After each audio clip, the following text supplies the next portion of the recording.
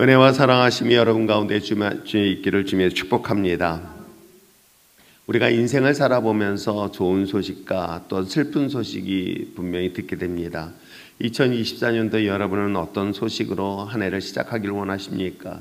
지난 한 해는 마지막 때에 저에게는 슬픈 소식을 들은 것 중에 하나는, 제가 평소에 좋아하는 연기자가 있었는데 그 연기자가 목숨을 끊는 그 사건의 소식을 듣고 제가 한동안 마음에 우울한 적이 있었습니다.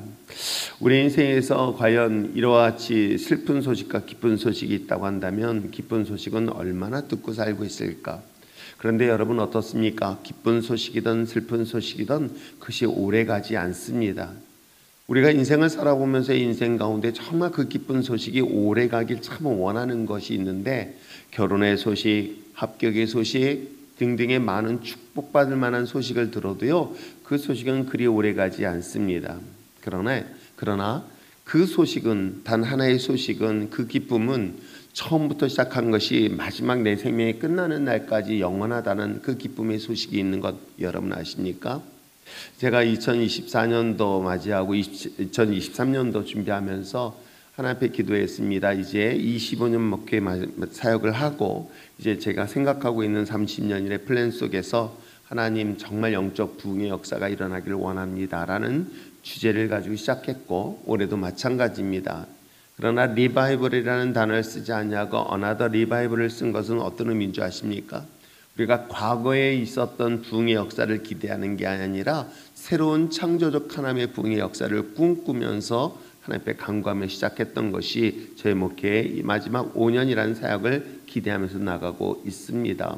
사랑하는 성도 여러분, 그런 또 다른 하나님의 부흥의 역사를 기대하기 위해서 가장 중요한 것이 무엇일까? 지난 한 해 동안, 그리고 제가 쭉 여러 선교지를 돌아다니면서 그것이 가장 중요한 것은 바로 복음이구나, 예수 그리스도구나.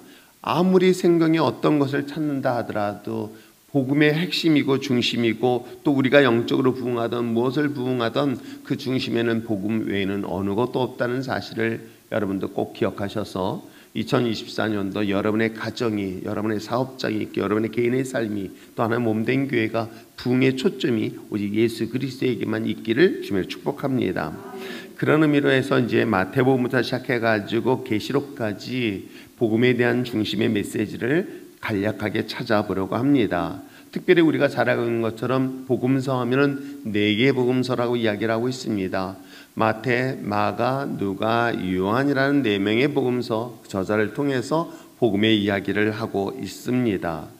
이 중심의 내용은 당연히 그 핵심은 예수 그리스도이겠지요. 참된 기쁨의 소식의 증인으로서 서로 다른 관점에 기록하고 있는 것 또한 성경이 이야기하고 있는 내용이기도 합니다. 그렇다면 오늘 본문에서 마태가 말하고 있는 이 복음은 과연 어떤 내용일까? 놀랍게도 다른 복음서와 달리 복음에 대한 첫 시작을 무엇으로 출발하고 있냐면 바로 예수님의 족보에부터 출발하고 있습니다. 근데 족보의 특징 중에서 우리가 주목해야 될 것이 딱 3가지가 있어요. 첫째는 아브라함을 주목해 보시길 바라고요. 두 번째는 바로 다윗을 주목해 보시길 바랍니다. 그리고 이 성경 속의 짧은 6절까지 내용 속에 등장하고 있는 바로 4명의 여인을 주목해 보시기를 바랍니다. 그래서 이 마태가, 특별히 마태는 이 있는 독자가 바로 유대인을 향하여 쓴 편지이기도 합니다. 그 마태가 쓴 복음의 내용 속에서 오늘 복음의 핵심적인 내용을 찾을 수 있다고 한다면 오늘 여러분 삶 속에서도 이것을 적용해 나갈 수 있는 여러분 됐으면 참 좋겠습니다.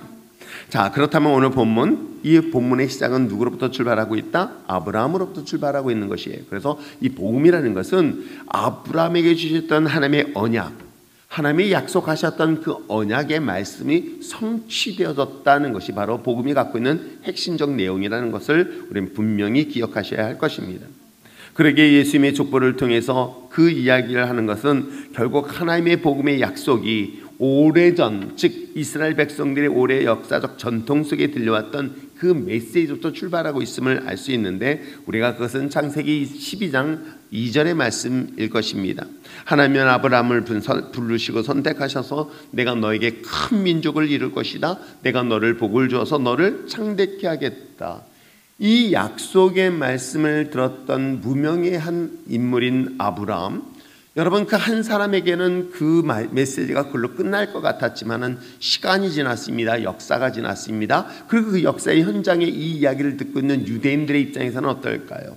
유대인의 입장에서는 그래, 단 한 사람으로 출발했었던 그 한 사람으로부터 출발했던 하나님의 언약의 약속의 말씀이 한 민족을 이뤘습니다. 한 민족을 이뤄서 그들에게 하나님의 축복의 메시지를 전달받고 있음을 그들은 그 약속의 말씀이 이루어졌다는 것에 대한 실질적인 경험을 하고 고백하고 있는 내용들이 본문을 듣고 있는 유대인들인 것입니다.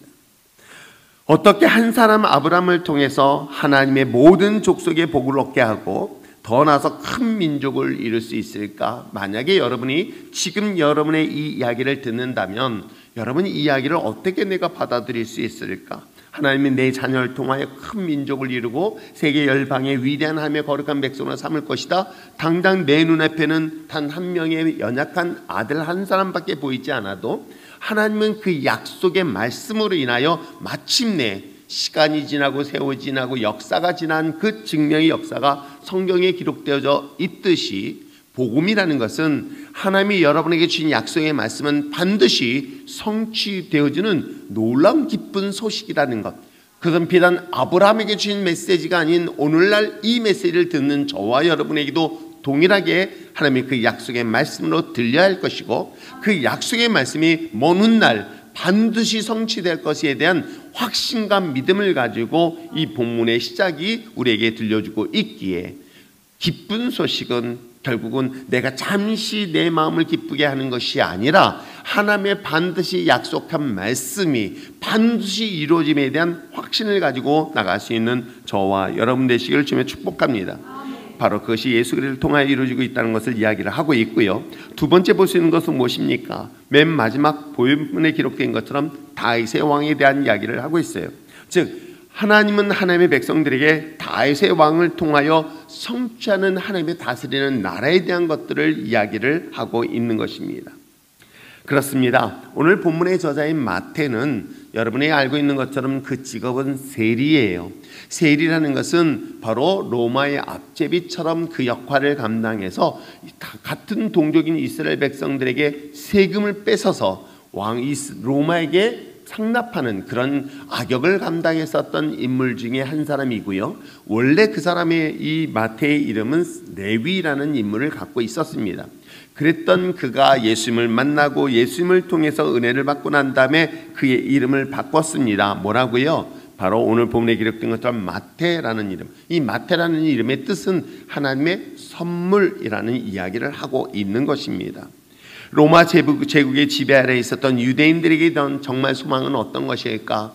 아브라함을 통해서 약속하셨던 그 약속이 성취된 이 기쁜 소식처럼 또 하나님의 약속을 주셨으니 다윗의 혈통을 통하여 하나님께서는 하나님의 다스리는 완성된 나라가 우리에게 허락할 것이다라는 그런 또다시 미성취된 약속의 메시지가 오늘 성경을 통해서 소개를 하고 있는 것입니다. 궁극적으로는 어찌 보면 우리가 살고 있는 이 나라, 내가 내 인생의 삶의 주인이었던 내 인생에서 주님이 나의 인생 가운데 참된 왕이 되었고 마침내 내 인생 가운데 하나님의 거룩한 나라가 완성되어져서 거룩한 주님의 나라가 이 가운데 임할 것을 기대하면서 나가는 이 소식이 바로 오늘 성경 두 번째 들려주는 바로 기쁜 소식이라고 이야기를 하고 있습니다. 여러분, 이것은 단순히 2000년 전에 이스라엘 백성 유대인들에게 들리는 이야기는 우리가 그런 삶을 살고 있을 수 있어요. 왜? 자, 보십시오. 2000년 전에는 그들은 누구로부터? 로마로부터 지배와 억압을 받고 있는 삶을 살았던 그였습니다. 그러나 이 하나님의 아들이신 하나님으로 보내신 그 다윗의 왕처럼 예수 그리스도가 진정한 하나님의 다스리는 나라로서의 진정한 자유를 회복하게 되어지는 것처럼 여러분은 어떻습니까? 우리가 세상에 삶을 살아가면서 얼마나 많은 부분들에 대한 세상의 지배를 받고 통제를 받으며 억압을 받습니까? 그것이 바로 물질의 세계도 그 중에 하나가 아닐까요? 여러분, 물질로부터 자유하고 싶지 않은 사람이 과연 몇이나 되겠습니까? 세상에 그 어떤 육신의 질병으로부터 자유롭지 않고 싶은 사람이 과연 무엇이 있겠습니까? 죽음으로부터 두려웠기 때문에 죽음으로부터 자유롭게 살기를 원하지 않는 사람이 과연 몇이나 되고 있을까요? 그렇습니다. 어찌 보면 우리가 이 세상에 살아가는 동안에 세상의 많은 것들로 지배를 받고 있던 우리들의 인생 가운데 그 기쁜 소식, 이 복음은 바로 만왕의 왕이신 예수 그리스도가 여러분의 왕으로 오셨기에 우리의 억압된 세상의 지배가 아닌 영원한 나라로부터 자유를 얻을 수 있음을 오늘 이 성경을 통해서 복음의 메시지로 소개를 하고 있습니다. 그런데 중요한 것은 다윗이든 아브라함이든 우리 입장에서는 특별한 사람이라 생각할 수 있어요. 근데 오늘 본문에 등장하는 여인들의 4명의 이름들을 한번 잘 보시길 바랍니다. 오늘 첫 번째 등장하고 있는 3절의 유다는 다말이라는 여인이 나옵니다. 여러분, 이건 부적절한 관계예요. 있을 수 없는 관계예요. 왜요? 시아버지와 며느리의 부적절한 관계로 인하여 바로 하나님의 구속사에 등장하는 인물로 이 여인을 소개하고 있다는 사실, 여러분, 유대인들은 아주 더 우리보다 보수적인 사람이기도 합니다. 특별히 족보의 여인의 이름을 기록한다는 건 있을 수가 없었던 그들의 정서와 문화 속에 이 모든 문화를 한꺼번에 깨트리면서 기록한 것이 본문 내용인 거예요. 이 본문을 왜 그렇게 했을까를 잘 생각해 보시길 바랍니다. 자격이 여러분 부끄럽다고 한다면 감출 것이에요. 그런데 본문의 의도 속에 우리가 보여준 것처럼 다말, 이 우리가 본문에 기록되어 있는 것처럼 유다와의 이 부적절한 관계를 통해서 이뤄진 이 사건은 이 여인의 이야기. 어디 그뿐이겠습니까? 그 다음에는 라합이라는 여인이 등장합니다. 라합은 어떤 인물입니까? 어찌 보면 장녀의 신분, 이방인의 장녀와 같은 신분을 가진 여인이기도 합니다. 밧세바는 어떻습니까? 우리가 잘 알고 있는 것처럼 우리가 솔로몬을 낳게 된 다윗의 부적절한 여인의 대상이 되기도 합니다. 룻은 어떻습니까? 이방 여인 출신이기도 합니다. 모압 여인이지요. 이와 같이 성경 속에 등장하고 있는 아무 쓸모없는 그런 보잘것없고 연약한 그런 지체의 사람일지라도 하나님께서는 분명히 하나님의 기쁜 소식의 도구로 쓰임받을 수 있다는 놀라운 사실을 이 마태복음에서 설명을 하고 있는 것이죠. 그렇습니다. 하나님의 기쁨의 소식은 지금도 여전히 이 기쁨의 소식이 필요한 자들에게 전달되어야 할 줄 믿습니다. 우리가 왜 선교를 떠나고 왜 우리가 복음을 전하는지 아십니까? 내게 들렸던 이 기쁜 소식을 전하기 위함 아닐까요? 그 기쁨의 소식에 우리가 어떤 도구로 쓰임받고 있습니까? 비록 죄인이고 아무 세상에 쓸모없는 자일지라도 하나님은 하나님의 기쁨의 소식에 아름답게 쓰임받을 수 있었던 여인들처럼 하나님께서는 저와 여러분을 통하여 여전히 하나님의 아름다운 복음을 전하는 증인으로 쓰임받을 수 있다라는 내용이 바로 마태가 전하고 있는 복음의 핵심적 내용이기도 합니다. 말씀 전체를 정리해 보시길 바랍니다. 마태가 전하고 있는 복음은 하나님의 그 구원의 약속, 축복의 약속의 메시지가 우리 삶 속에서 반드시 이루어질 것이다. 더 중요한 것은 내가 세상의 지배와 통치를 받는 자가 아니라 하나님의 영원한 왕 되신 예수 그리스도가 나의 왕이 되어서 진정 그리스도 안에서의 자유함을 풍성히 누릴 것이다라는 그 약속의 말씀이 반드시 이루어질 것이다. 더 중요한 것은 자격이 없는 우리를 하나님의 거룩한 믿음의 자녀로 삼으셨습니다. 죄인된 나를 하나님의 자녀로 삼아서 하나님의 구속사, 하나님의 기쁨의 소식을 전달하고 전하는 가장 중요한 메신저 역할을 감당할 수 있는 저와 여러분이 되었다는 이 사실이 복음의 가장 중요한 핵심이라는 것 잊지 마시고, 오늘도 이와 같은 믿음을 가지고 복음을 선포하며 전하며 나갈 수 있는 저와 여러분 되시길 주님으로 축복합니다.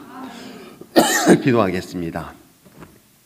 산에 많으신 하나님 아버지 감사합니다. 주의 은혜와 사랑하심을 주님 앞에 간구하며 기도할 때에 복음의 거룩한 진리와 능력과 권세가 날마다 우리의 삶 가운데 충만히 임할 수 있게 하여 주시옵소서. 새해 첫날 첫 시간을 주님 앞에 드리며 드리는 시간이 오니 주님 흠양하여 주시고, 아버지 하나님 첫 한 달을 드리는 이 귀한 시간에 하나님의 큰 영광 있게 하여 주시며, 또 주님을 모셔서 가정에서 드리는 가정재단 또한 축복하여 하나님의 풍성한 은혜의 약속의 말씀들이 삶 가운데 성취되어지기 부족함이 없도록 은혜 내려 주시옵소서. 감사드리며 예수님의 이름으로 기도합니다. 아멘. 이 시간 여러분을 위해서 기도해 줄 겁니다. 대신 여러분들이 자리를 좀 마련해 주시고, 혹시라도 타 교회에 계신 분들 중에서는 불편하신 분이, 기도받기 불편하신 분들은 말씀해 주시길 바랍니다. 이 시간 하나님의 은혜를 사모하면서 기도할 때 저 역시도 마찬가지입니다. 하나님, 마른 막대와 같은 자의 능력의 손을 허락하여 은혜를 삼하는 자들에게 성령의 도구가 되어지길 원합니다. 치료의 도구가 되어지길 원합니다. 축복을 흘려보낼 수 있는 도구가 되어지길 원합니다 라고 기도하기에 여러분들 그런 마음으로 사모하면서 기도를 받으시길 바랍니다. 기도하시겠습니다.